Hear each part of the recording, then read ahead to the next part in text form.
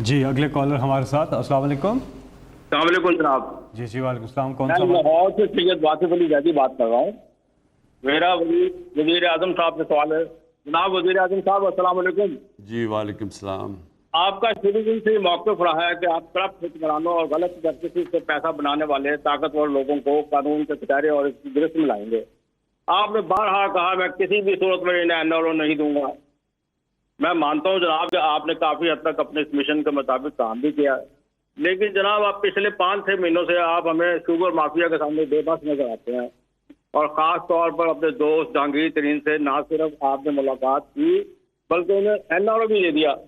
اور لوگوں کا تو یہ ماننا ہے کہ اگر آپ ایسا نہ کرتے اور ان سے خفیہ ملاقاتیں نہ کرتے تو آپ کا بجٹ ہی پاس نہیں ہونا تھا. میرا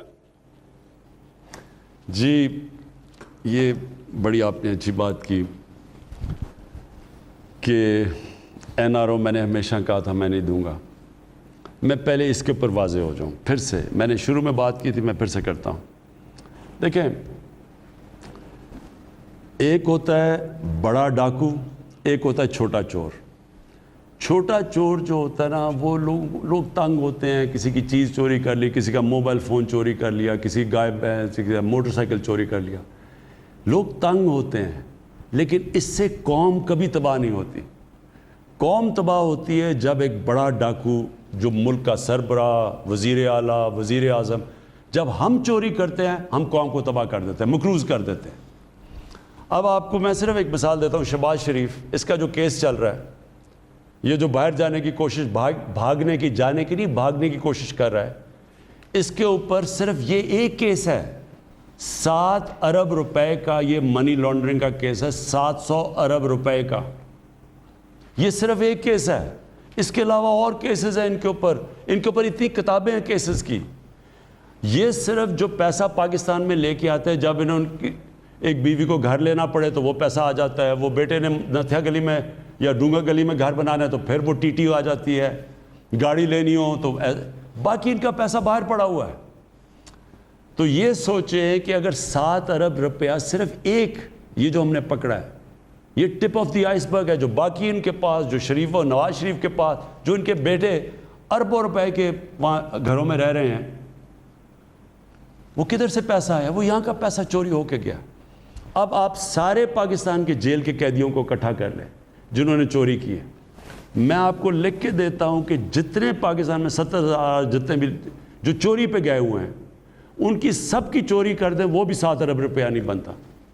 تو اس لیے جو بڑی کرپشن ہوتی ہے، جو حکمران کرتے ہیں، یہ ملک کو تباہ کر دیتی ہے. اس لیے میں نے کہا کہ جنرل مشرف نے جو 2 NRO دیے تھے زرداری کو اور نواز شریف کو، 10 یعنی آپ سب سے سنیں کہ 6,000 ارب سے 30,000 ارب پہ پاکستان کا 10 سال میں قرضہ گیا. اس نے تباہی کیا ملک کو. آج جو ہم ڈوبے ہوئے ہیں قرضوں کے اوپر اور سود دینے پہ اور قسطیں، اس کی وجہ سے پھنسے ہوئے ہیں. تو میں نے نہ تب کبھی آپ کو شروع میں بھی کہا، نہ میں آج، میں کبھی کسی کو NRO نہیں دوں گا. وہ اس لیے نہیں کہ مجھے کوئی ڈر ہے ووٹر یا مجھے ووٹ نہیں پڑے گی. مجھے خوف خدا ہے. اللہ کو میں جواب دے ہوں. میں یہ اگر کس منہ سے ہم یا لوگ بیچارے جیلوں میں گل سڑ رہے ہیں اور یہ ہم بڑے بڑے لوگوں کو چھوڑ دیں، یہ میں کبھی نہیں کروں گا. اب آگئی بات جہانگیر ترین کی. جہانگیر ترین کو میں نے بڑا واضح طریقے سے کہا. وہ یہ کہہ رہے ہیں کہ ان سے ناانصافی ہوئی ہے. میں ناانصافی کبھی کسی سے نہیں کی. جو میرے یہ جو مخالف بھی تھے، جنہوں نے 25 سال میں نے ان کے خلاف پوری جنگ لڑی ہے، جہاد کی ہے، کسی سے میں نے کسی قسم کی ناانصافی نہیں کی. کوئی مجھے آج کہے کہ کسی کو جھوٹا کیس بنایا، کوئی انتقامی کارروائی کہے، ایک جگہ مجھے بتا دیں. تو جب میں مخالف سے نہیں کرتا تو جو میری پارٹی میں جہانگیر ترین، اس سے میں کیسے کروں گا؟ تو اس ناانصافی سے تو کسی سے بھی نہیں ہونی چاہیے. لیکن یہ میرا آپ کو وعدہ ہے کہ یہ جو چینی کے اندر جنہوں نے چینی مہنگی کر کے لوگوں سے عوام کو تکلیف پہنچا کے، غریب لوگ چینی کھاتا، اس کے لیے چینی سب کچھ ہے، ان کو نقصان پہنچایا. یہ میرا آپ سے وعدہ ہے. کبھی میری گورنمنٹ چلی جائے ان کو NRO نہیں ملنے لگا. اور میں آپ کو سامنے ایک چیز میں نے دیکھا لوگوں کو بتانے کے لیے کہ کتنا فرق ہوتا ہے جب آپ طاقتور ہوتے ہیں اس ملک میں کرتے کیا رہے ہیں؟ جو طاقتور ہے وہ کیسے اس ملک کو نقصان پہنچاتے رہے ہیں؟ اب سارا جو ملک کا ٹاپ جتنے بھی بڑے بڑے سیاستدان اور جو طاقتور، وہ سارے شوگر ملز ان کی ہیں، سب کی شوگر ملز ہیں۔ اب وہ شوگر، آپ یہ سوچیں کہ 1 روپیہ جب چینی مہنگی ہوتی ہے تو 5 ارب روپیہ عوام کی جیبوں سے نکل کے شوگر ملز کے پاس چلا جاتا ہے۔ اگر 20 اور ہمارے دور میں 25 روپے چینی مہنگی ہوئی تو یہ سوچیں کہ 100 ارب روپے سے زیادہ عوام کی جیبوں سے نکل کے شوگر ملز کے پاس چلا گیا۔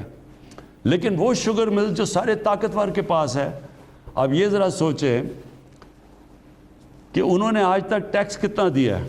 5 سالوں میں ہم نکال رہے تھے، انہوں نے 5 سالوں میں ٹیکس کتنا دیا ہے؟ 22 ارب روپیہ۔ اس میں سے ان کو ریفنڈ کتنا ملا ہے؟ 12 ارب روپیہ، تو رہ گئے صرف 10 ارب روپیہ انہوں نے ٹیکس دیا ہے۔ اور ان کو 5 سالوں میں سبسڈی کتنی ملی ہے؟ 29 ارب روپیہ۔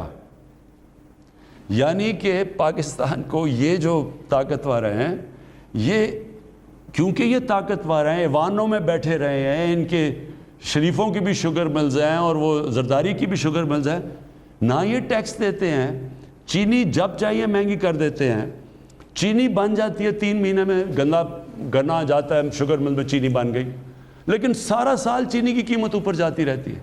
اس لیے ہم نے ان سارے مافیاز، یہ میرا وعدہ ہے آپ سے، سارے مافیاز کے اوپر کوئی کسی سے رعایت نہیں ہوگی، لیکن ناانصافی کسی سے نہیں ہوگی۔